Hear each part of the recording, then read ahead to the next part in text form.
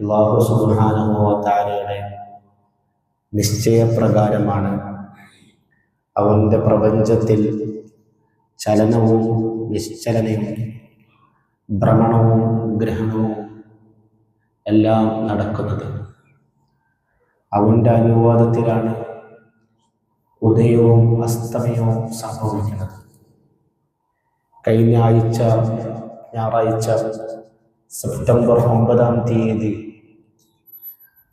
ഭൂമിയിൽ ചന്ദ്രഗ്രഹണം സംഭവിച്ചു.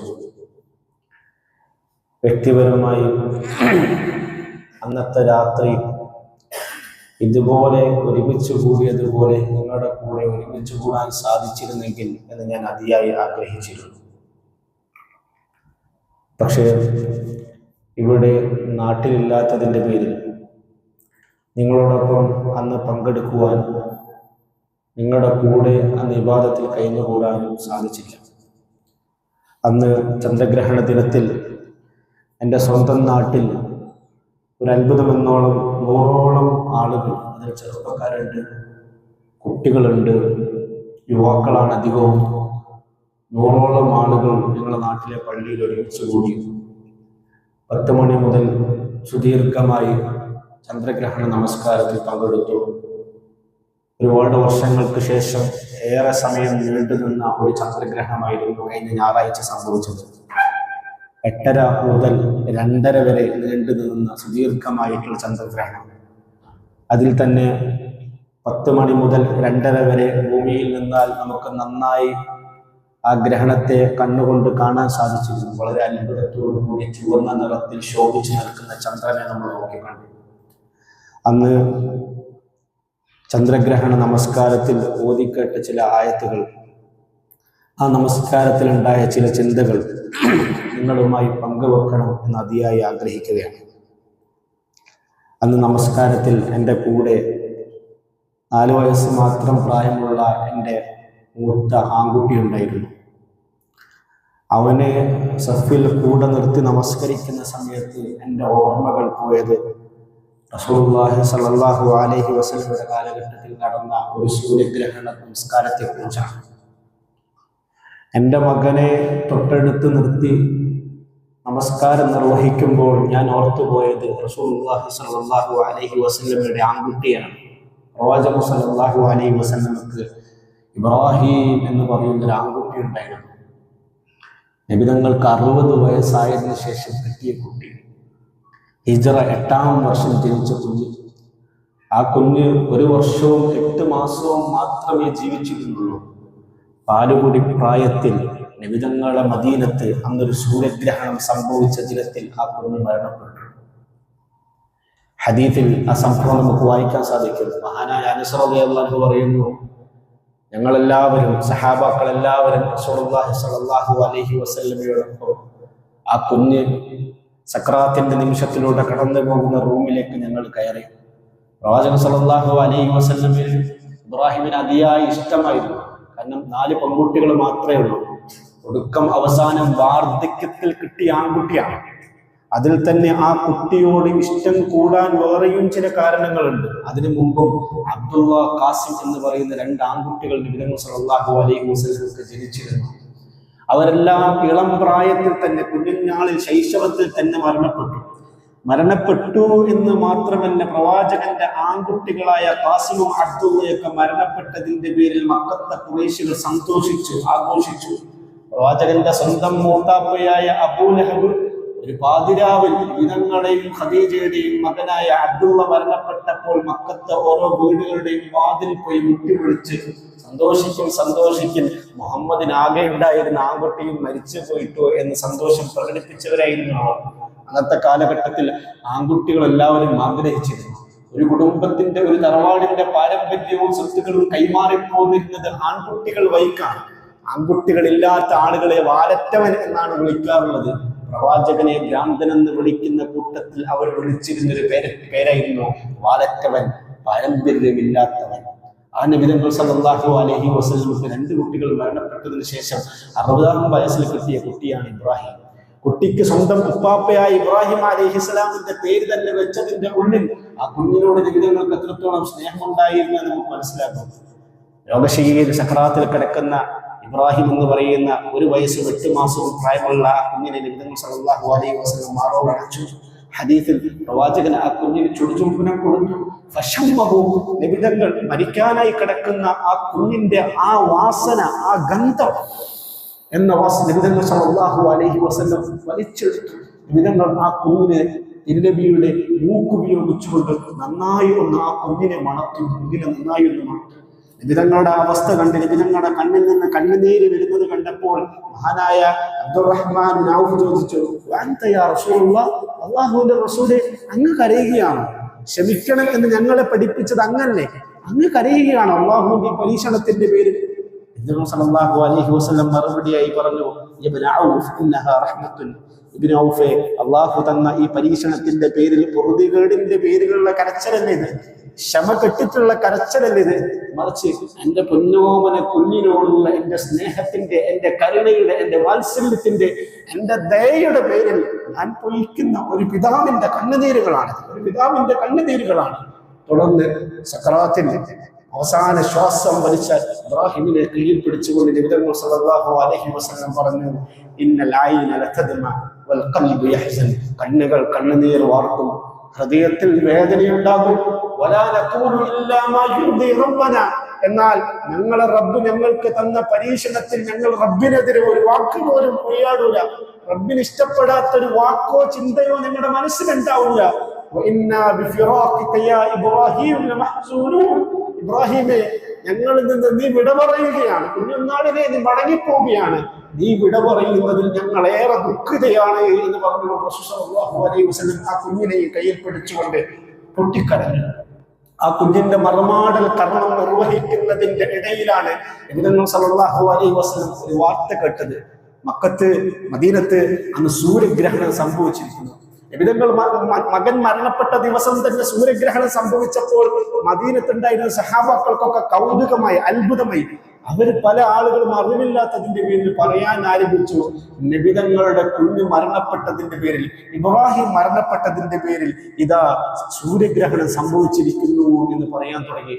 ഹദീസിൽ കാണാൻ സാധിക്കും, റസൂലുള്ളാഹി സ്വല്ലല്ലാഹു അലൈഹി വസല്ലം ഈ വാർത്ത കേട്ട ഉടനെ തന്നെ ആ മറമാടൽ കർമ്മം കഴിഞ്ഞ് ഖബർസ്ഥാനിൽ നിന്ന് നബിതങ്ങൾ പള്ളിയിലേക്ക് ഓടിപ്പോയി സഹാബാക്കളെല്ലാം വിളിച്ചു കൂട്ടാൻ പറഞ്ഞു.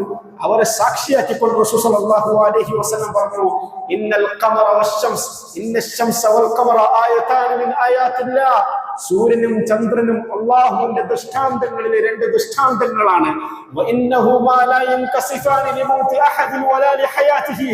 ഏതെങ്കിലും ഒരു മനുഷ്യൻ മരിക്കുന്നത് കൊണ്ടോ ജനിക്കുന്നത് കൊണ്ടോ അവ രണ്ടിനും ഗ്രഹണം സംഭവിക്കുകയില്ല. അത് ഉദിക്കുകയോ അസ്തമിക്കുകയോ ചെയ്യുകയില്ല. അതിന്റെ റബ്ബിന്റെ നിർണയപ്രകാരം, അതിന്റെ റബ്ബിന്റെ തീരുമാനപ്രകാരം, അതിന്റെ റബ്ബിന്റെ കൽപ്പന പ്രകാരം മാത്രമാണ് അത് സഞ്ചരിക്കുകയും ചലിക്കുകയും ചെയ്യുള്ളൂ. ഭൂമിയിൽ ജീവിക്കുന്ന മനുഷ്യർക്കാർക്കും അതിന്റെ ചലനങ്ങളിലോ നിശ്ചലനങ്ങളിലോ ഉദയങ്ങളിലോ അസ്തമയങ്ങളിലോ ഗ്രഹങ്ങളിലോ ഒരു മാറ്റവും ഉണ്ടാക്കാൻ സാധിക്കില്ല. നബിതങ്ങൾ എത്രത്തോളം നീതിമാനും സത്യസന്ധനുമാണെന്നുള്ളതിന്റെ ഏറ്റവും മഹിതമായ തെളിവാണ്. സ്വന്തം മക്കൾ മരണപ്പെട്ടതിന്റെ പേരിൽ കളിയാക്കപ്പെട്ട ഒരു മനുഷ്യൻ, പാരമ്പര്യമില്ലാത്തവനെന്ന് കളിയാക്കപ്പെട്ട ഒരു മനുഷ്യൻ, വാലറ്റവൻ എന്നൊരു കളിയാക്കപ്പെട്ട ഒരു മനുഷ്യൻ, ആ റസൂലുള്ളാഹി സ്വല്ലല്ലാഹു അലൈഹി വസല്ലമക്ക് സ്വന്തം മകൻ മരണപ്പെട്ട ദിവസത്തിൽ നടന്ന ആ പ്രപഞ്ച പ്രതിഭാസത്തെ സ്വന്തം ആവശ്യത്തിന് വേണ്ടി ഉപയോഗപ്പെടുത്താമായിരുന്നു. എനിക്ക് വേണ്ടിയാണ് ആ സൂര്യഗ്രഹണം സംഭവിച്ചെന്ന് പറയാമായിരുന്നു. എന്റെ മകന്റെ മരണത്തിന്റെ ദുഃഖത്തിന്റെ പേരിലാണ് സൂര്യഗ്രഹണം ബാധിച്ചതെന്ന് പറയാമായിരുന്നു.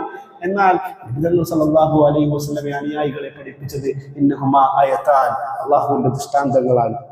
ഫൈദാ റഅയ്തും കുസൂഫഹുമാ, ആ സൂര്യനും ചന്ദ്രനും ഗ്രഹണം ബാധിക്കും നിങ്ങൾ കണ്ടാൽ, ഫസല്ലു ഹത്താ യൻജലിയ, ആ സൂര്യഗ്രഹണവും ചന്ദ്രഗ്രഹണവും തീരുന്നത് വരെ നിങ്ങൾ ഇബാദത്തിൽ കഴിഞ്ഞുകൂടണം, നിങ്ങൾ നമസ്കാരത്തിൽ കഴിഞ്ഞുകൂടണം, റബ്ബിലേക്കുള്ള ഖുർആൻ പാരായണത്തിൽ നിങ്ങൾ കഴിഞ്ഞുകൂടണം, ദിക്റുകളിൽ നിങ്ങൾ കഴിഞ്ഞുകൂടണം, റബ്ബിനോടുള്ള ദുആക്കളിൽ നിങ്ങൾ കഴിഞ്ഞുകൂടണം. എന്തിനാണ് ആ സമയങ്ങളിൽ നമ്മൾ ഇബാദത്തിൽ കഴിഞ്ഞുകൂടുന്നത്? എന്തിനാണ് നമ്മൾ നമസ്കരിക്കുന്നത്? എന്തിനാണ് നമ്മൾ നമസ്കരിക്കേണ്ടത് എന്ന് നമ്മൾ മനസ്സിലാക്കുക. എന്താണ് സൂര്യൻ, എന്താണ് ചന്ദ്രൻ എന്ന് നമ്മൾ മനസ്സിലാക്കിയാലാണ്. എന്താണ് അതിലുള്ള അത്ഭുതം എന്ന് മനസ്സിലാക്കിയാണ് റസൂൽ സല്ലല്ലാഹു അലൈഹി വസല്ലം പറഞ്ഞ വാക്ക് സൂര്യനും ചന്ദ്രനും അള്ളാഹുവിന്റെ ആയത്തുകൾ എന്നാണ്. എന്താ ആയത്തുകൾ എന്ന് പറഞ്ഞാൽ? പൊതുവെ ആയത്തുകൾ എന്ന പദം നമ്മൾ ഉപയോഗിക്കാറുള്ളത് ഖുർആനിലുള്ള ആയത്തുകൾക്കാണ്. ഖുർആനിലുള്ള ആയത്തുകൾ എത്രത്തോളം നമുക്ക് ചിന്തകൾ ഉണ്ടാക്കുന്നുണ്ടോ, ഖുർആനുകളിലുള്ള ആയത്തുകളിൽ എത്രത്തോളം നമ്മൾ അർത്ഥങ്ങൾ ചിന്തിക്കുന്നുണ്ടോ, ഖുർആനിലുള്ള ആയത്തുകൾ ഓതിയും വായിച്ചും ചിന്തിച്ചും എത്രത്തോളം നമ്മൾ റബ്ബിനെ മനസ്സിലാക്കുന്നുണ്ടോ, അത്രത്തോളം അള്ളാഹുവിന്റെ സൃഷ്ടികളായ സൂര്യനെയും ചന്ദ്രനെയും കുറിച്ചൊക്കെ ചിന്തിച്ചിട്ട് റബ്ബിനെ കുറിച്ച് നമ്മൾ അറിയണം. നമ്മൾ മനുഷ്യന്റെ ജീവിതത്തെ കുറിച്ച് അറിയണം, പ്രപഞ്ചത്തെ കുറിച്ച് അറിയണം. നമ്മൾ ജുമാ ഖുത്ബയിലാണ് ഉള്ളത്. ജുമാ ഖുത്ബ കഴിഞ്ഞാൽ ജുമാ നമസ്കാരം ആരംഭിക്കും. എല്ലാ ദിവസവും ജുമാ നമസ്കാരത്തിൽ രണ്ടാമത്തെ റക്അത്തിൽ ഓതുന്ന സൂറത്തുൽ ഗാശിയയിലാണ്. അത് ആവർത്തിക്കപ്പെടുകയാണ്. എന്താണ് എല്ലാ ആഴ്ചകളും കേൾക്കുന്നത്? ജുമാ കഴിഞ്ഞ് നിങ്ങൾ പള്ളിയിൽ നിന്ന് ഇറങ്ങിപ്പോയാലും അല്ലയോ മഅ്മൂമീങ്ങളെ, നിങ്ങൾ ഒരു കാര്യം അറിയണം. അഫലാ യൻദുറൂന ഇലൽ ഇബ്ലി കൈഫ ഖുലിഖത്. നിങ്ങൾ പുറത്തേക്ക് ഇറങ്ങിപ്പോയാൽ നിങ്ങൾ കാണുന്ന ഒട്ടകവും നിങ്ങളുടെ വീട്ടിലുള്ള പശുവും മറ്റ് കന്നുകാലികളൊക്കെ ഇല്ലേ, അതിന്റെ സൃഷ്ടിപ്പിലേക്ക് നിങ്ങൾ നോക്കാറുണ്ടോ?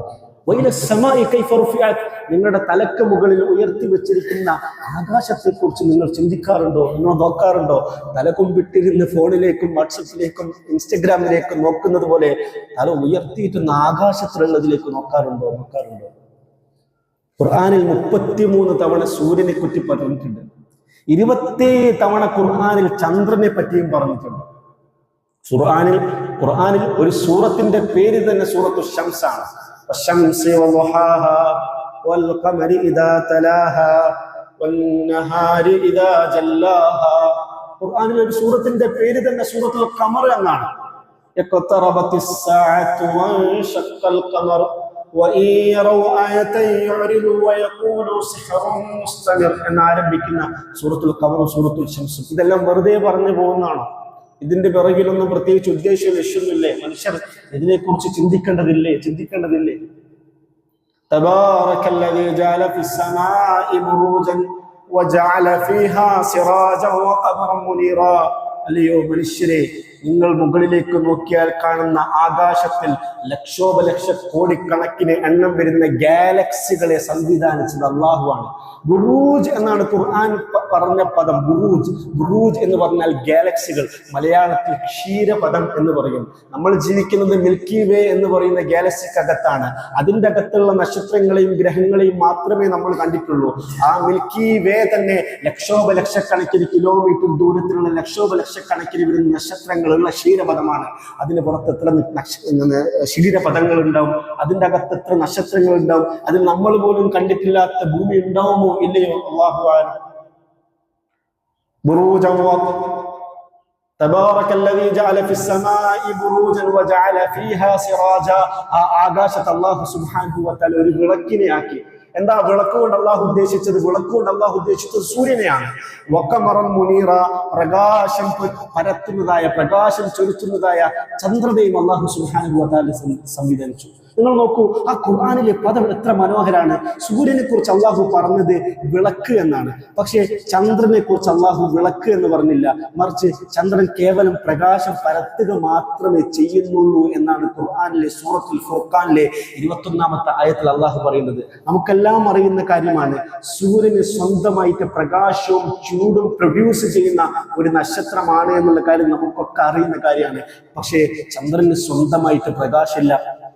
സൂര്യനിൽ നിന്ന് ലഭിക്കുന്ന പ്രകാശത്തെ പ്രതിബിംബം ചെയ്യുന്ന, സൂര്യനിൽ നിന്ന് വരുന്ന പ്രകാശത്തെ തട്ടി പിന്നീട് പ്രതിധ്വനിക്കുക മാത്രമാണ് ചന്ദ്രന് സംഭവിക്കുന്നത്. അതുകൊണ്ട് തന്നെ ഖുർആനിൽ അത്രയും കൃത്യമായിട്ട് ആകാശത്തിലുള്ള വിളക്ക്, ലൈറ്റ് ആണ് കേട്ടോ നിങ്ങളുടെ മുമ്പിൽ കാണുന്ന സൂര്യൻ. ആകാശത്തിലുള്ള ആ സൂര്യനിൽ നിന്ന് വരുന്ന ലൈറ്റുകളെ പ്രതിബിംബമായിട്ട് കേവലം പ്രകാശിക്കുന്നത് മാത്രമാണ് കേട്ടോ ചന്ദ്രൻ എന്ന് പറയുമ്പോൾ എത്ര കൃത്യമായിട്ടാണ് ഖുർആനിൽ ഉപയോഗിക്കുന്ന ഓരോ പദങ്ങളും പ്രയോഗങ്ങളും. സൂര്യൻ അള്ളാഹുവിന്റെ വലിയ അത്ഭുതമാണ്. വെറുതെ അല്ല സൂര്യഗ്രഹണമൊക്കെ സംഭവിച്ചിട്ടുണ്ടെങ്കിൽ നിങ്ങൾ അന്ന് ഗ്രഹണ നമസ്കാരത്തിൽ പങ്കെടുക്കണം എന്ന് പറഞ്ഞത്. സൂര്യൻ ഒരു നക്ഷത്രമാണ്, സ്റ്റാർ. സൂര്യനെ കൂടാതെ ലോകത്ത് ഒരു ലക്ഷോപലക്ഷക്കണക്കിന് നക്ഷത്രമുണ്ട്. രാത്രികാലങ്ങളിൽ ആകാശത്തിലേക്ക് നോക്കിയാൽ കാണുന്നൊക്കെ നക്ഷത്രമാണ്. പക്ഷെ ആ നക്ഷത്രങ്ങൾ വളരെ ചെറുതായിട്ടാണ് നമ്മൾ കാണുന്നത്. ചെറിയ ലൈറ്റ് മാത്രമേ അതിലുള്ളൂ. പക്ഷെ സൂര്യന് നല്ല ലൈറ്റ് ഉണ്ട്, നല്ല പ്രകാശമുണ്ട്, നല്ല ചൂടുണ്ട്. അത് വലിയ രീതിയിൽ നമ്മൾ കാണുന്നു. എന്തുകൊണ്ട് മറ്റു നക്ഷത്രങ്ങൾക്ക് അല്ലാത്ത രീതിയിൽ സൂര്യൻ എന്താണ് ഇത്ര പ്രത്യേകതയുള്ളത്? കാരണം ഭൂമിയുമായിട്ട് ഏറ്റവും അടുത്ത് നിൽക്കുന്ന നക്ഷത്രമാണ് സൂര്യൻ. ഭൂമിയോട് ഏറ്റവും അടുത്ത് നിൽക്കുന്നത്. അടുത്ത് എന്ന് പറഞ്ഞാൽ എത്ര അടുത്താണ്? 100 കിലോമീറ്ററാണ്, 200 കിലോമീറ്ററാണ്, എത്ര അടുത്താണ്? ഭൂമിയിൽ നിന്ന് 15 കോടി കിലോമീറ്റർ ദൂരത്ത് നിലകൊള്ളുന്ന നക്ഷത്രമാണ് സൂര്യൻ. കൃത്യം കണക്ക് പറഞ്ഞാൽ 14.69 കോടി കിലോമീറ്റർ. ഇവിടെ നിന്ന് കണ്ണൂരേക്ക് 32 കിലോമീറ്റർ ആണ്, പുതിയ തെരുവിലേക്ക് 26 കിലോമീറ്റർ ആണ്. ഭൂമി മൊത്തം സഞ്ചരിച്ചാലും വെറും 40,000 കിലോമീറ്റർ മൊത്തം മാത്രമാണ്. ഭൂമി മൊത്തം സഞ്ചരിക്കണമെങ്കിൽ വെറും 40,000 കിലോമീറ്റർ മാത്രമാണ്. നിങ്ങൾക്ക് നിങ്ങളുടെ ഫോണുകളിൽ പരിശോധിച്ച് നോക്കാം. ഭൂമി മൊത്തം ഒന്ന് സഞ്ചരിക്കണമെങ്കിൽ 40,000 കിലോമീറ്റർ മാത്രം. അങ്ങനെങ്കിൽ 14.69 കോടി കിലോമീറ്റർ ദൂരം എന്ന് പറഞ്ഞാൽ അത്ര ദൂരത്തായിരിക്കും.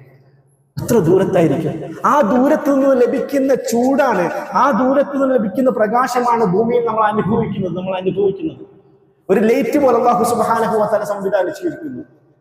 വലഖദ് സയ്യന്ന സമാഅ അദ്ദുന്യാ ബിമസാബിഹ്. നിങ്ങൾ മുകളിലേക്ക് നോക്കുന്ന ആകാശത്തെ നക്ഷത്രങ്ങളെ ഒരു വിളക്കുകൾ പോലെ അതിമനോഹരമായിട്ടാണ് നിങ്ങൾ സംവിധാനിച്ചത്. ലോകത്ത് തന്നെ ഏറ്റവും വില കൂടിയ കാറുകളിൽ ഒന്നാണ് റോൾസ് റോയ്സ് കാർ.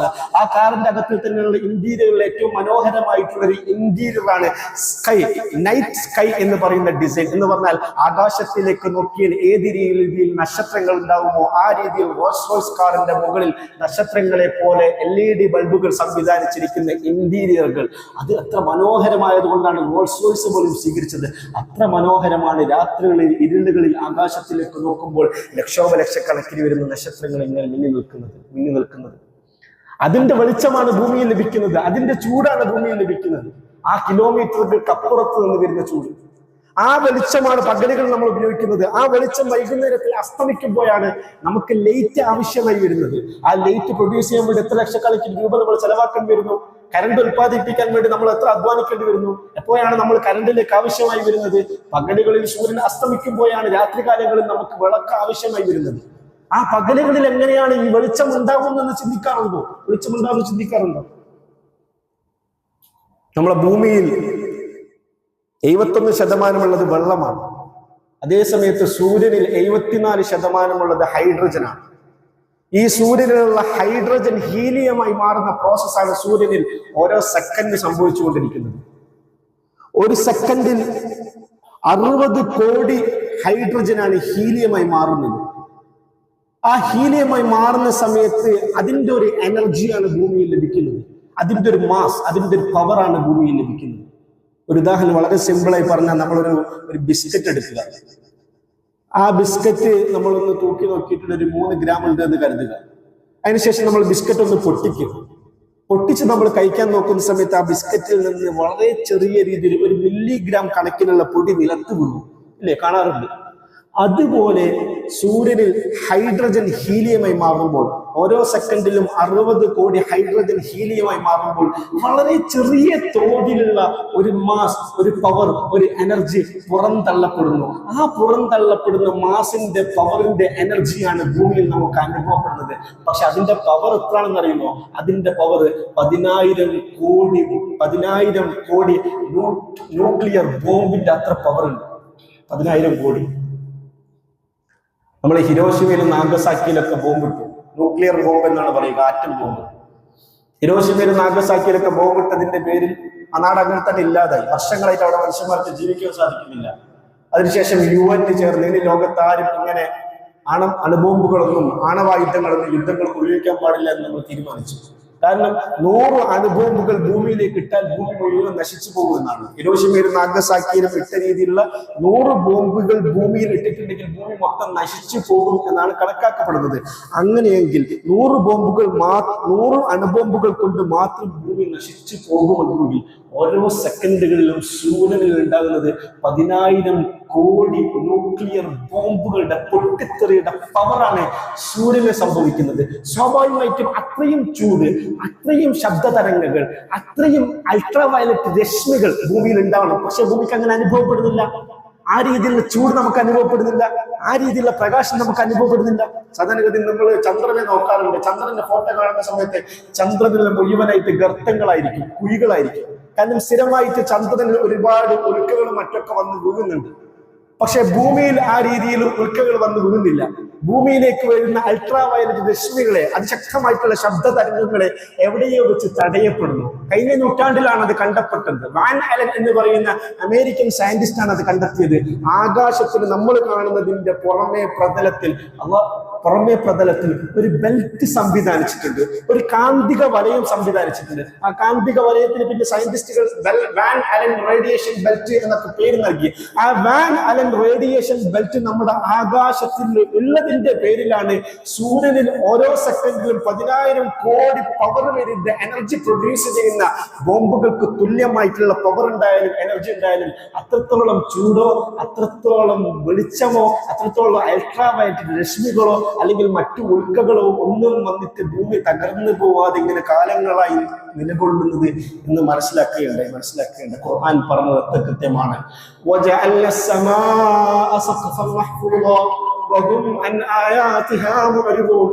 ഖുർആനിൽ കൂടി പറയാണ്,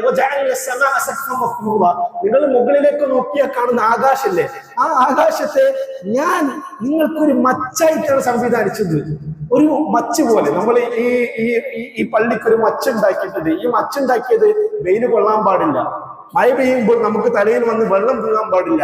അതിനുവേണ്ടിയാണ് നമ്മൾ ഈ മച്ച് സംവിധാനിച്ചത്. അതുപോലെ അല്ലാഹു പറയുന്നു, ആകാശത്തെ ഞാൻ സംവിധാനിച്ചത് നിങ്ങൾക്കൊരു മച്ചായിക്കൊണ്ടാണ്, നിങ്ങളെ സംരക്ഷിക്കുന്ന രീതിയിൽ. പക്ഷേ എന്തെല്ലാം സംരക്ഷിക്കാൻ വേണ്ടി അവിടെ സംവിധാനിച്ചിരിക്കുന്നു എന്ന് ഖുർആൻ പറഞ്ഞിട്ടില്ല. അവിടെയാണ് അല്ലാഹു സുബ്ഹാനഹു വ തആല ഒളിച്ചു വെച്ച ആശയങ്ങൾ നമുക്ക് മനസ്സിലാക്കേണ്ടത്. അല്ലാഹു പറയുന്നു, പക്ഷേ എന്തൊക്കെ സംവിധാനിച്ചാലും മനുഷ്യന് ജീവിക്കുന്ന രീതി എല്ലാം സിസ്റ്റമാറ്റിക്കായ രീതിയിലുള്ള ജീവിതങ്ങൾ ഭൂമിയിലേക്ക് തയ്യാറാക്കി വെച്ചാലും മനുഷ്യന്മാർ അള്ളാഹുവിന്റെ ദൃഷ്ടാന്തങ്ങളെ ചിന്തിക്കാതെ അതിനെക്കുറിച്ച് ആലോചിക്കുന്നില്ല. അള്ളാഹുവിനോട് അനുസരണക്കേട് കാണിക്കുന്നു. അവരെല്ലാവരും തിരിഞ്ഞു നടന്നു കളയുന്നു. അള്ളാഹുവിനെ പരിഗണിക്കുന്നില്ല, അള്ളാഹുവിന്റെ ദൃഷ്ടാന്തങ്ങളെ പരിഗണിക്കുന്നില്ല. നമ്മൾ സൂര്യനെ കുറിച്ച് സംസാരിക്കേണ്ടായി. ഇതുപോലെ തന്നെ സംഭവിക്കുന്ന ഒരു പ്രപഞ്ച പ്രതിഭാസമാണ് ചന്ദ്രൻ. ആ ചന്ദ്രഗ്രഹണമാണ് കഴിഞ്ഞ ആഴ്ച സംഭവിച്ചത്. ഭൂമിയിൽ നിന്ന് 38,40,000 കിലോമീറ്റർ ദൂരത്തിലാണ് ചന്ദ്രൻ നിലകൊള്ളുന്നത്. വളരെ അടുത്താണ്. 38 ലക്ഷം, കൃത്യം പറഞ്ഞാൽ ഏകദേശം 40 ലക്ഷം കിലോമീറ്റർ ദൂരത്തടുത്താണ് ചന്ദ്രൻ നിലകൊള്ളുന്നത്. ഭൂമിയുടെയും സൂര്യന്റെയും നടുവിൽ ചന്ദ്രൻ വരുമ്പോഴാണ് സൂര്യഗ്രഹണം സംഭവിക്കുന്നത്. ചന്ദ്രന്റെയും സൂര്യന്റെയും നടുവിൽ ഭൂമി വരുമ്പോഴാണ് ചന്ദ്രഗ്രഹണം സംഭവിക്കുന്നത്. ഇതോട് പറയാം, ഭൂമിയുടെയും സൂര്യന്റെയും നടുവിൽ ചന്ദ്രൻ വരുമ്പോഴാണ് സൂര്യഗ്രഹണം സംഭവിക്കുന്നത്. ചന്ദ്രന്റെയും സൂര്യന്റെയും നടുവിൽ ഭൂമി വരുമ്പോഴാണ് ചന്ദ്രഗ്രഹണം സംഭവിക്കുന്നത്.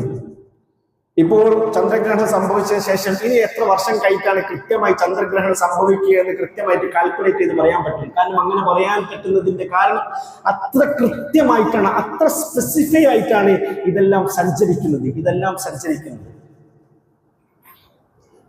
അല്ലാഹു സുബ്ഹാനഹു വ തആല കഴിഞ്ഞ ദിവസം ഞായറാഴ്ച ദിവസത്തെ ചന്ദ്രൻ നിങ്ങൾ കണ്ടിട്ടുണ്ടാവും. ചുവന്ന തുടുത്ത് നിൽക്കുന്ന ചന്ദ്രൻ. നിസ്കാരം കഴിഞ്ഞ ശേഷം നമ്മൾ കാണുന്ന ചന്ദ്രൻ അങ്ങനെയാണ്. ഖുർആനിൽ ഒരു ആയത്തുണ്ട്, സൂറത്തുർ റഹ്മാനിൽ, ഫൈദാ ഇൻശഖ്ഖത്തിസ് സമാഉ ഫകാനത് വറദതൻ കദ്ദിഹാൻ ഫബിഅയ്യി ആലാഇ റബ്ബികുമാ തുകദ്ദിബാൻ ഫയൗമഇദിൻ ലാ യുസ്അലു അൻ ദംബിഹി ഇൻസുൻ വലാ ജാൻ ഫബിഅയ്യി ആലാഇ റബ്ബികുമാ തുകദ്ദിബാൻ യുറഫുൽ മുജ്രിമൂന ബിസീമാഹും ഫയുഖദു ബിന്നവാസി വൽ അഖ്ദാം. കഴിഞ്ഞ ഞായറാഴ്ച ആകാശത്തിൽ നമ്മൾ കണ്ടത് ചുവന്ന വർണ്ണത്തിലുള്ള ചന്ദ്രനെയാണ്. എൻ്റെ മകൻ ചന്ദ്ര കുട്ടികളാകുമ്പോൾ അമ്പിളി മാമൻ എന്നാണല്ലോ വിളിക്കുക.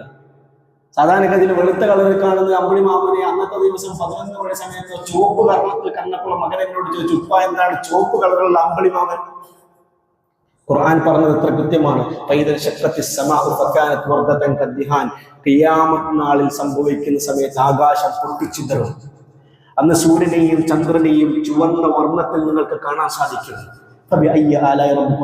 അള്ളാഹു മനുഷ്യരോട് ചോദിക്കാൻ, മനുഷ്യ നിങ്ങൾക്ക് ചെയ്തു തന്ന സൂര്യനെയാണോ, നക്ഷത്രങ്ങളെയാണോ, ആകാശങ്ങളെയാണോ, നിങ്ങളുടെ ജീവിതങ്ങളെയാണോ, ആയുസ്സിനെയാണോ, നിങ്ങളുടെ ശരീരത്തിനെയാണോ ഞാൻ ചെയ്തത്? ഏത് നിഅമത്തിനെയാണ് നിങ്ങൾ എതിർക്കുന്നത്? അതിനേതിനാണ് നിങ്ങൾക്ക് നിരാകരിക്കാൻ സാധിക്കുക? ഖുർആൻ തുടർന്ന് പറയുന്നു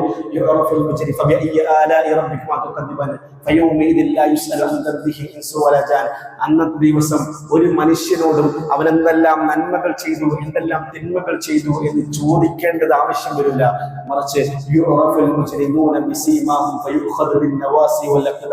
മനുഷ്യരുടെ കൂട്ടത്തിൽ വെച്ച് ആരൊക്കെയാണ് നന്മ ചെയ്ത് ജീവിച്ചത്, ആരൊക്കെയാണ് പാപം ചെയ്ത് ജീവിച്ചത് എന്ന് അവരുടെ മുഖങ്ങളിലേക്ക് നോക്കിയാൽ തന്നെ അവരുടെ മുഖങ്ങളിൽ പ്രകടമാകുന്ന അടയാളങ്ങളിൽ കൂടി തന്നെ അല്ലാഹു സുബ്ഹാനഹു വ തആലക്ക് മനസ്സിലാകും. ധിക്കരിച്ചുകൊണ്ട്, വിശ്വസിക്കാതെ, ഇബാദത്ത് എടുക്കാതെ, അള്ളാഹുവിന് വഴിപ്പെടാതെ, തഖ്വയില്ലാതെ ജീവിച്ച മനുഷ്യരെ അവരുടെ മുടിയെയും അവരുടെ കാലിനെയും അല്ലാഹു സുബ്ഹാനഹു വ തആല കൂട്ടിപ്പിടിച്ച് നരകത്തിലേക്ക് എറിയപ്പെടുന്നതാണ്. അന്നവാസി എന്നാണ് ഖുർആൻ ഉപയോഗിച്ച വിധം.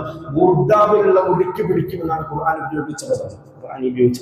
ആ പദങ്ങളും എല്ലാം നമ്മളെ സൂചിപ്പിക്കുന്നത് അള്ളാഹുവിന്റെ ദൃഷ്ടാന്തത്തെ മനസ്സിലാക്കാൻ വേണ്ടിയാണ്. പൊതുവെ നമ്മൾ ചന്ദ്രനെ കാണുന്ന സമയത്ത് നമ്മൾ ചിന്തിക്കും സൂര്യനെ കൊണ്ട് ഇങ്ങനെ ഉപകാരം ഉണ്ടാവും. പക്ഷെ എന്താ ചന്ദ്രനെ കൊണ്ടുള്ള ഉപകാരം? പ്രത്യേകിച്ച് വലിയ ഉപകാരമൊന്നുമില്ല. ഒരു പഴയ ലൈറ്റ് ഇങ്ങനെ കത്തുന്നത് പോലെയാണ് ലീസ് കത്തുന്നത്. പക്ഷെ അള്ളാഹു സുബ്ഹാനഹു വ തആല ഓരോന്നിന്റെയും പുറകിൽ ഉദ്ദേശിച്ചിരിക്കുന്ന ലക്ഷ്യങ്ങൾ എത്ര അത്ഭുതകരമാണ്. സാധാരണഗതിയിൽ നമ്മൾ വീട്ടിൽ, നമ്മുടെ ബെഡ്റൂമിൽ നല്ലൊരു ലൈറ്റ് ഫിറ്റ് ചെയ്യും. 10, 15, 20 വാട്ടൊക്കെ ഉള്ള നല്ല ലൈറ്റുകൾ. എല്ലാ സമയത്തും നമുക്ക് വീട്ടിൽ റൂമിൽ കയറാനും ഇരിക്കാനൊക്കെയാണ് നമ്മൾ ആ ലൈറ്റ് ഉപയോഗിക്കുക. പക്ഷെ ഉറങ്ങാൻ കിടക്കുന്ന സമയത്ത് നമ്മൾ ആ പ്രധാനപ്പെട്ട ലൈറ്റ് ഓഫ് ആക്കും, മെയിൻ ലൈറ്റ് ഓഫ് ആക്കും. അതിനുശേഷം നമ്മൾ സീറോ ബൾബ് കത്തിക്കും. സീറോ ബൾബുകൾ അല്ലെങ്കിൽ ഇപ്പോഴൊക്കെ നമ്മൾ ഉപയോഗിക്കുക, ഇപ്പോഴൊക്കെ നമ്മൾ എന്താ ഉപയോഗിക്കല്? സീറോ ബൾബ് അല്ലാതെ ഉപയോഗിക്കല് സ്പോട്ട് ലൈറ്റുകളാണ്, ഡിം ലൈറ്റുകളാണ്. അതുപോലെ സീറോ ബൾബുകളായിട്ടുള്ള ലൈറ്റ് ഉപയോഗിക്കും. കാരണം ഈ ലൈറ്റുകൾ ഉപയോഗിക്കുന്നതിന്റെ പിറകിലുള്ള ലക്ഷ്യം, ലൈറ്റ് അവിടെ കത്തുന്നുണ്ടെങ്കിൽ നമുക്ക് ഉറങ്ങാൻ സാധിക്കാം. അത്യാവശ്യം പെട്ടെന്ന് എഴുന്നേറ്റിട്ടുണ്ടെങ്കിൽ ചെറിയ വെളിച്ചത്തിൽ ബാത്റൂമിൽ പോകാൻ സാധിക്കണം. അല്ലെങ്കിൽ കിടന്നുറങ്ങുന്ന സമയത്തും കൂടെ കിടക്കുന്ന ഭാര്യയും മക്കളെയും കാണണം. ഇതിനു വേണ്ടിയാണ് ചെറിയ സീറോ ബൾബുകൾ നമ്മൾ സംവിധാനിക്കുന്നത്. ഇതുപോലെ അല്ലാഹു സുബ്ഹാനഹു വ തആല നല്ല രീതിയിൽ കാണാൻ വേണ്ടി സൂര്യനെ സംവിധാനിച്ചു. അതേ സമയത്ത് രാത്രി കാലങ്ങളിൽ കിടന്നുറങ്ങുകയും വേണം. അതേ സമയത്ത് ചെറിയൊരു വെളിച്ചമായി, ചെറിയൊരു ലൈറ്റ് ആയിട്ട് ചന്ദ്രൻ അവിടെ ഉണ്ടായിരിക്കണം. ഇന്ന് നമ്മൾ കറണ്ടൊക്കെ കണ്ടെത്തി, ഇലക്ട്രിസിറ്റി ഒക്കെ കണ്ടെത്തി, ലൈറ്റുകളൊക്കെ കണ്ടെത്തിയതിനു ശേഷമാണ് ചന്ദ്ര വെളിച്ചത്തെ നമ്മൾ അത്രത്തോളം ഉപയോഗപ്പെടുത്താതിരുന്നത്. അതിന് മുമ്പുണ്ടായിരുന്ന കാലങ്ങളിൽ, ഈ നൂറ്റാണ്ടിന് മുമ്പുണ്ടായിരുന്ന കാലങ്ങളിൽ ആളുകൾ സഞ്ചരിച്ചത് ആ ചന്ദ്ര വെളിച്ചത്തിന്റെ അടിസ്ഥാനത്തിലാണ്. കടലുകളിൽ കൂടി മനുഷ്യർ കപ്പലിൽ സഞ്ചരിച്ചത് ആ ചന്ദ്രന്റെ വെളിച്ചം ഉപയോഗിച്ചുകൊണ്ടാണ്. എന്റെ പ്രിയപ്പെട്ട ഇരിക്കുന്ന മാമുമ്മികളുടെ കൂട്ടത്തിൽ വളരെ പ്രായമുള്ള ആളുകളൊക്കെ ഉണ്ടാവും. കഴിഞ്ഞ നിങ്ങളൊക്കെ ചെറുപ്പകാലത്തിൽ കല്യാണങ്ങൾ ഉണ്ടായിരുന്നു. പെട്രോമാക്സ് ലൈറ്റുകൾ കത്തിച്ചുകൊണ്ട് അന്ന് നടന്നിരുന്ന കല്യാണങ്ങൾ. അന്ന് കല്യാണങ്ങളുടെ തീയതികളൊക്കെ നിശ്ചയിക്കുക കറുത്തവാവിന്റെ ദിവസം നിശ്ചയിക്കാറില്ല. പൗർണമി രാവുകളിലെ 14, 15 ദിവസങ്ങളിൽ ചന്ദ്രൻ പൂർണ്ണചന്ദ്രനായിട്ടുള്ള ദിനങ്ങളിലാണ് അധികവും കല്യാണങ്ങൾ നിശ്ചയിക്കുക. അതിന്റെ പേരിലാണ് ആളുകൾക്ക് വരാനും പോകാനും അന്ന് വെളിച്ചമായിട്ട് ചന്ദ്രൻ ഉണ്ടായിരുന്നു. ഇന്ന് നമുക്ക് ലൈറ്റുകളൊക്കെ എത്ര സുലഭമായ സമയത്തും നമ്മൾ ചന്ദ്രനൊക്കെ ഉപയോഗിക്കേണ്ട ആവശ്യം നമുക്കില്ല. പക്ഷെ നമ്മൾ ഉപയോഗിക്കുന്നില്ലെങ്കിലും ലോകത്ത് ലക്ഷക്കണക്കിന് മറ്റ് ജീവികൾ ഈ വിളക്കായി ഉപയോഗിച്ചത് ചന്ദ്രനെയാണ്. കാടുകളിൽ ജീവിക്കുന്ന ജീവികൾ അവകൾ ഇരപിടിക്കുന്നത് ചന്ദ്രന്റെ വെളിച്ചം ഉപയോഗിച്ചുകൊണ്ടാണ്. രാത്രികാലങ്ങളിൽ മാത്രം ഭക്ഷണം കഴിക്കാൻ വേണ്ടി ഇരപിടിക്കാൻ ഇറങ്ങുന്ന ജീവികളുണ്ട്. ചന്ദ്രന്റെ വെളിച്ചമില്ലെങ്കിൽ ആ ജീവികൾക്ക് ഇരപിടിക്കാൻ സാധിക്കില്ല. കടലുകളിൽ ജീവിക്കുന്ന മത്സ്യങ്ങൾ, കടലുകളുടെ അകത്ത് അതീവ ശക്തമായിട്ടുള്ള ഇരുട്ടുള്ള കടലിന്റെ അടിത്തട്ടുകളുണ്ട്. ആ അടിത്തട്ടിലുള്ള കടലിൽ കൂടി നീങ്ങുന്ന മീനുകൾക്ക് സ്വന്തം ജീവികളെ ഇര കഴിക്കണമെങ്കിൽ ചന്ദ്രന്റെ പ്രകാശം ആവശ്യമുണ്ട്. ഭൂമിയുടെ ആവാസ വ്യവസ്ഥ നിലകൊള്ളുന്നത് ചന്ദ്രന്റെയും കൂടെ ഭാഗമായിട്ടാണ്. മനുഷ്യരായ നമ്മൾ അത്ര ഉപയോഗിക്കപ്പെടുന്നില്ലെങ്കിൽ അല്ലാഹു സുബ്ഹാനഹു വ തആല ഈ പ്രപഞ്ചത്തെ സംവിധാനിച്ചത് മനുഷ്യരായ നമ്മൾക്ക് വേണ്ടി മാത്രമല്ല, മറ്റ് ലക്ഷക്കണക്കിന് മറ്റ് ജീവികൾക്ക് കൂടിയാണ്. ഈ കാലഘട്ടത്തിൽ ജീവിക്കുന്ന നമുക്ക് വേണ്ടി മാത്രമല്ല, കഴിഞ്ഞ പതിറ്റാണ്ടുകളിലും നൂറ്റാണ്ടുകളെല്ലാം ജീവിച്ച മനുഷ്യർ അവരവരുടെ യാത്രകൾക്ക് വേണ്ടിയും രാത്രികാലങ്ങൾ ഉപയോഗിപ്പിച്ചത് ചന്ദ്രവെളിച്ചമായിരുന്നു. തീർന്നില്ല, നമ്മളെ ഭൂമി ഓരോ സമയത്തും ഇങ്ങനെ കറങ്ങിക്കൊണ്ടിരിക്കുന്നുണ്ട്. ഒരു മണിക്കൂറിൽ 1600 കിലോമീറ്റർ സ്പീഡിലാണ് ഭൂമി കറങ്ങുന്നത്. ഒരു തവണ ഭൂമി കറങ്ങുമ്പോൾ ഒരു ദിവസം സംഭവിക്കുന്നു, 24 മണിക്കൂർ സംഭവിക്കുന്നു. ആ ഭൂമിയുടെ കറക്കത്തിന് എങ്ങനെ സ്പീഡ് കൂടിയിട്ടുണ്ടെങ്കിൽ, ഉദാഹരണത്തിന് ഒരു മണിക്കൂറിൽ 1600 കിലോമീറ്റർ ഭൂമി കറങ്ങുന്നതിന് പകരം ഒരു മണിക്കൂറിൽ 1600ന്റെ ഇരട്ടി സ്പീഡിലാണ് അത് സഞ്ചരിക്കുന്നെങ്കിൽ നമുക്ക് ഒരു ദിവസം 24 മണിക്കൂർ കിട്ടൂല, നമുക്ക് 12 മണിക്കൂർ മാത്രമേ ലഭിക്കൂ. അതേ സമയത്ത് ഭൂമി കറങ്ങുന്നത് കുറച്ചും കൂടി സ്ലോ ആയിട്ടാണെങ്കിൽ വളരെ കുറച്ച് സമയം 8 മണിക്കൂർ മാത്രം നമുക്ക് കിട്ടും. അതേസമയത്ത് ഭൂമി സ്പീഡിലാണ് കറങ്ങുന്നതെങ്കിൽ ഇത്രയും മതിയായ ടൈം നമുക്ക് ലഭിക്കൂല. ഈ അടുത്ത് കണ്ടെത്തപ്പെട്ടു, 1 മണിക്കൂറിൽ 1600 കിലോമീറ്റർ സ്പീഡിലായിരുന്നില്ല ഭൂമി മുമ്പ് കറങ്ങുന്നത് എന്ന് പറഞ്ഞിട്ടുണ്ടെങ്കിൽ 24 മണിക്കൂറിനേക്കാൾ വളരെ കുറഞ്ഞ സമയം മാത്രമായിരുന്നു ഭൂമിയിൽ ഉണ്ടായിരുന്നത്. പിന്നീട് ഭൂമിയിൽ നിന്ന് സൂര്യൻ തെറിച്ചു പോയതാണ്, ഭൂമിയുടെ ഭാഗത്ത് നിന്ന് തെറിച്ചു പോയ കഷ്ണമായിട്ടാണ് സൂര്യനെ കണക്കാക്കപ്പെടുന്നത്, ചന്ദ്രനെ കണക്കാക്കപ്പെടുന്നത്. ആ ചന്ദ്രന്റെ ഗുരുത്വാകർഷണ ബലം കാരണമായിട്ടാണ് എന്ന് പറഞ്ഞിട്ടുണ്ടെങ്കിൽ ഭൂമിയുടെ കറക്കത്തിന്റെ ഒരു ബ്രേക്ക് ആയിട്ടാണ് ചന്ദ്രൻ ഉപയോഗപ്പെടുത്തുന്നത്. ചന്ദ്രൻ ഇല്ലായിരുന്നെങ്കിൽ ഈ സ്പീഡിൽ ഭൂമിക്ക് കറങ്ങാൻ പറ്റുമായിരുന്നില്ല. 24 മണിക്കൂറിനേക്കാൾ കൂടുതലോ അല്ലെങ്കിൽ 24 മണിക്കൂറിനേക്കാൾ കുറഞ്ഞോ ദിവസം മാത്രമേ മനുഷ്യന്മാർക്ക് കിട്ടൂ. തീർന്നില്ല, നമ്മുടെ ഭൂമിയിൽ 4 സീസണുകൾ സംഭവിക്കുന്നുണ്ട്, 4 ഋതുക്കൾ സംഭവിക്കുന്നുണ്ട്. ഈ 4 ഋതുക്കൾ, 4 സീസണുകൾ, വിന്റർ തണുപ്പുകാലം സംഭവിക്കുന്നുണ്ട്, വസന്തകാലം സംഭവിക്കുന്നുണ്ട്, ശൈത്യകാലം സംഭവിക്കുന്നുണ്ട്, ചൂടുകാലം സംഭവിക്കുന്നുണ്ട്. ഇങ്ങനെ 4 സീസണുകൾ മാറി മാറി വരുന്നത് ഭൂമിക്ക് കൃത്യമായിട്ടുള്ള ഒരു ടിൽറ്റ്, ഒരു ചരിവുള്ളതിന്റെ പേരിലാണ്. ആ ചരിവിനെ ശരിയായ രീതിയിൽ തന്നെ തുടർത്തിക്കൊണ്ടുപോകുന്നത്, ആ ചരിവിനെ ക്രമപ്രകാരം തുടർത്തിക്കൊണ്ടുപോകുന്നതിൽ ഏറ്റവും പ്രധാനപ്പെട്ട പങ്ക് വഹിക്കുന്നത് ചന്ദ്രനാണ്. നിങ്ങൾ കടലുകളിൽ മീൻ പിടിക്കാൻ പോകുന്ന സാധുക്കളായ മുപ്പന്മാരോട് ചോദിച്ചാൽ നിങ്ങൾക്ക് ചന്ദ്രനെ കൊണ്ട് ഉപകാരമുണ്ടോ? അവർ പറയും ഉപകാരമുണ്ട്. കാരണം കടലുകളിൽ തിരമാലയുടെ വേഗത കൂടുകയും കുറയുകയും ചെയ്യുന്ന ചന്ദ്രന്റെ അടിസ്ഥാനത്തിലാണ്. പുഴയിൽ വെള്ളം കയറുകയും കുറയുകയും ചെയ്യുന്നത് ഈ ചന്ദ്രന്റെ അടിസ്ഥാനത്തിലാണ്. വേലിയേറ്റവും വേലി കുറക്കവും സംഭവിക്കുന്ന ചന്ദ്രന്റെ അടിസ്ഥാനത്തിലാണ്. ഈ രീതിയിൽ മനുഷ്യ ജീവിതവുമായി ബന്ധപ്പെട്ട എല്ലാ സംവിധാനത്തെയും അല്ലാഹു സുബ്ഹാനഹു വ തആല സംവിധാനിച്ചിരിക്കുന്നത് പ്രപഞ്ചത്തിലെ ഈ അത്ഭുതങ്ങളിലാണ്. ഈ അത്ഭുതങ്ങളിലേക്ക് നോക്കിക്കൊണ്ട് മുഅ്മിനീങ്ങളായുള്ള ആളുകൾ അല്ലദീന യദ്കുറൂനല്ലാഹ ഖിയാമൻ വ ഖുഊദൻ വഅലാ ജുനൂബിഹിം വയതഫക്കറൂന ഫീ ഖൽഖിസ് സമാവാതി വൽ അർള് റബ്ബനാ മാ ഖലഖത ഹാദാ ബാതില സുബ്ഹാനക ഫഖിനാ അദാബന്നാർ. മുഅ്മിനീങ്ങളായുള്ള ആളുകൾ അവർ ഇരുന്നുകൊണ്ടും കിടന്നുകൊണ്ടും അല്ലാഹുവിന്റെ അത്ഭുതങ്ങളായി ഈ സൂര്യനെ കുറിച്ച് ചിന്തിക്കും, നക്ഷത്രങ്ങളെ കുറിച്ച് ചിന്തിക്കും, ആകാശത്തെ കുറിച്ച് ചിന്തിക്കും, ചന്ദ്രനെ കുറിച്ച് ചിന്തിക്കും. ഇതെല്ലാം ചിന്തിച്ച് അത്ഭുത പരിതന്ത്രരായിക്കൊണ്ട് മുഅ്മിനീങ്ങൾ പറയും, റബ്ബനാ മാ ഖലഖത ഹാദാ ബാതില, അല്ലാഹുവേ ഇതൊന്നും നീ വെറുതെ സൃഷ്ടിച്ചതല്ല, വൃഥാവിൽ സൃഷ്ടിച്ചതല്ല. ഫഖിനാ അദാബന്നാർ, അല്ലാഹുവേ നിന്റെ നരകശിക്ഷയിൽ നിന്ന് ഞങ്ങളെ കാക്കണമേ, നരകശിക്ഷയിൽ നിന്ന് നമ്മൾ കാക്കണമേ. പ്രിയപ്പെട്ട സുഹൃത്തുക്കളെ, അല്ലാഹു സുബ്ഹാനഹു വ തആല ഈ ചന്ദ്രനെയും ഈ സൂര്യനെയും എല്ലാം നിജപ്പെടുത്തിയത് നമ്മുടെ കണക്കുകളുടെ അടിസ്ഥാനത്തിൽ കൂടിയാണ്. ലിതഅലമു അദദസ്സിനീന വൽ ഹിസാബ്, നമ്മൾ ഓരോ വർഷവും കണക്കാക്കുന്നത് ഈ സൂര്യന്റെയും ചന്ദ്രന്റെയും ചലനത്തിന്റെ അടിസ്ഥാനത്തിലാണ്. 365 ദിവസമെടുക്കും സൂര്യനെയും ഭൂമി ഒരു തവണ കറങ്ങി വരണമെങ്കിൽ. ഒരു തവണ ഭൂമി കറങ്ങുമ്പോൾ ഒരു ദിവസം രൂപപ്പെടുന്നു.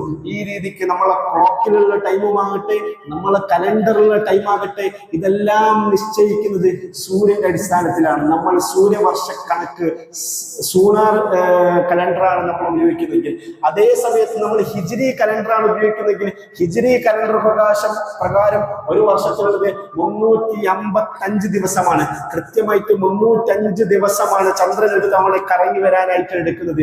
ഇത്ര കൃത്യമായ രീതിയിൽ ഖുർആൻ പറയുന്നത് പോലെ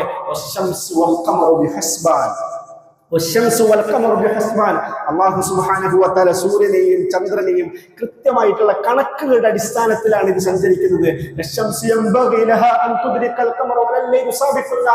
സൂര്യൻ അതിന്റെ ടൈമിൽ, ചന്ദ്രൻ അതിന്റെ ടൈമിൽ, ഭൂമി അതിന്റെ ടൈമിൽ ഒരു സെക്കൻഡ്, ഒരു മില്ലി സെക്കൻഡ് പോലും വേഗത കൂടുകയോ കുറയുകയോ സംഭവിക്കുന്നില്ല. ഈ രീതിയിൽ കൃത്യമായിട്ട് ഇതിനെ സംവിധാനിച്ച അല്ലാഹുവാണ്. ഹസ്ബാൻ എന്ന അറബി പദത്തിനർത്ഥം കണക്കനുസരിച്ച് എന്നാണ്. അതേസമയത്ത് ഹസ്ബാൻ എന്ന അറബി പദത്തിന് മറ്റൊരർത്ഥമുണ്ട്. ആ പദത്തിന്റെ അർത്ഥം നശിച്ചു പോകുന്നത് എന്നാണ്. സൂര്യനാവട്ടെ, ചന്ദ്രനാവട്ടെ, മറ്റ് ഭൂഗോളങ്ങളിലുള്ള അല്ലാഹുവിന്റെ എത്ര വലിയ പ്രപഞ്ചാത്ഭുതങ്ങളാകട്ടെ, ഇവയെല്ലാം നശിക്കുന്നൊരു ദിനമുണ്ട്. നിങ്ങൾക്ക് നിങ്ങളുടെ ഫോണുകളിലെ റിസർച്ച് പഠനങ്ങൾക്ക് വിധേയമാക്കാം. സൂര്യന്റെ ആയുസ്സിനെ കുറിച്ചുള്ള ആർട്ടിക്കിൾ നിങ്ങൾക്ക് വായിക്കാൻ സാധിക്കും. സൂര്യൻ അതിൻ്റെ ഒരു മധ്യവയസ്ക സമയത്ത് എത്തിയിരിക്കുകയാണ്. ഈ സൂര്യനിൽ സംഭവിച്ചുകൊണ്ടിരിക്കുന്ന ഹൈഡ്രജൻ ഹീലിയമായി മാറുന്ന പ്രോസസ്സുകൾ അസ്തമിക്കും. സൂര്യൻ നശിക്കുന്ന, അത് പൊട്ടി നശിക്കുന്ന ഒരു ദിനം വരാറുണ്ട് എന്ന് ശാസ്ത്രജ്ഞന്മാർ തന്നെ അടയാളപ്പെടുത്തുന്ന ആ വരികൾക്കിടയിൽ വായിക്കേണ്ടത് നമ്മളീ കാണുന്ന അത്ഭുതങ്ങളായ സൂര്യൻ നശിക്കുന്ന, ചന്ദ്രൻ നശിക്കുന്ന, ആകാശം നശിക്കുന്ന, പ്രപഞ്ചം അസ്തമിക്കുന്ന, ഇവയെല്ലാം ഇല്ലാതാവുന്ന ഒരു ദിനമുണ്ട്. ആ ദിനത്തിൽ ഖുർആനിൽ സൂറത്തുൽ ഖമറിലെ അവസാനത്തിൽ അള്ളാഹു പറഞ്ഞതുപോലെ അതേ ദിവസം അള്ളാഹുവിനെ ധിക്കരിച്ച ഇത്രയും വലിയ അത്ഭുതങ്ങളെ, അള്ളാഹുവിന്റെ പ്രപഞ്ച അത്ഭുതങ്ങളെ കണ്ടിട്ടും ഈമാൻ ഉൾക്കൊള്ളാത്ത, അള്ളാഹുവിനെ തഖ്വ ചെയ്യാതെ ജീവിക്ക ആളുകൾ അവരുടെ മുഖത്ത് മുഖം പിടിച്ചിട്ട് അള്ളാഹു സുബ്ഹാനഹു വ തആല വലിച്ചേച്ചു കൊണ്ടുവരും. അവരെ വലിച്ചേച്ചു കൊണ്ടുവരുന്ന സമയത്ത് അവരുടെ മുഖം ഇങ്ങനെ മണ്ണിൽ കൂടി ഉരുണ്ടിട്ടായിരിക്കും നരകത്തിലേക്ക് വലിച്ചേക്കപ്പെടുക. അവരോട് പറയപ്പെടും, ഇത്രയും കാലം പ്രപഞ്ചത്തിന്റെ അത്ഭുതങ്ങളും പ്രതിഭാസങ്ങളും അള്ളാഹുവിന്റെ നിയമത്തുകളും എല്ലാം നീ കണ്ടില്ലേ? ഇതൊക്കെ കണ്ടിട്ടും എന്നെ ഒന്ന് വഴിപ്പെടാനോ, എന്നെ അനുസരിക്കാനോ, എന്റെ നിയമത്തുകളുടെ മുമ്പിൽ കുമ്പിടാനോ നീ തയ്യാറായിട്ടില്ലാലോ? അതിന്റെ പേരിൽ നരകത്തിന്റെ ശിക്ഷ നീ അനുഭവിച്ചു കൊള്ളും എന്ന് പറയുന്ന ഒരു വിഷയം വരാനുണ്ട്. അള്ളാഹു സുബ്ഹാനഹു വ തആല കാര്യം മനസ്സിലാക്കാൻ നമുക്കൊക്കെ തൗഫീഖ് നൽകി അനുഗ്രഹിക്കുമാറാകട്ടെ. അള്ളാഹുവിന്റെ പ്രപഞ്ചത്തെ കുറിച്ച് ചിന്തിക്കാൻ, സൂര്യനെ ചന്ദ്രനെ കുറിച്ച് ചിന്തിക്കാൻ, അത് ചിന്തിച്ച് അള്ളാഹുവിലേക്ക് എടുക്കാൻ, അള്ളാഹുവിന്റെ നിഅമത്തുകൾ അറിയുവാൻ, ആ നിഅമത്തുകളെ അറിഞ്ഞ് അള്ളാഹുവിനെ ഇബാദത്ത് എടുക്കുന്നവരിൽ ഉൾപ്പെടാൻ അള്ളാഹു സുബ്ഹാനഹു വ തആല നമുക്കെല്ലാം തൗഫീഖ് നൽകി പ്രദാനം ചെയ്യുമാറാകട്ടെ. വആഖിറു ദഅവാനാ അൽഹംദുലില്ലാഹി റബ്ബിൽ ആലമീൻ.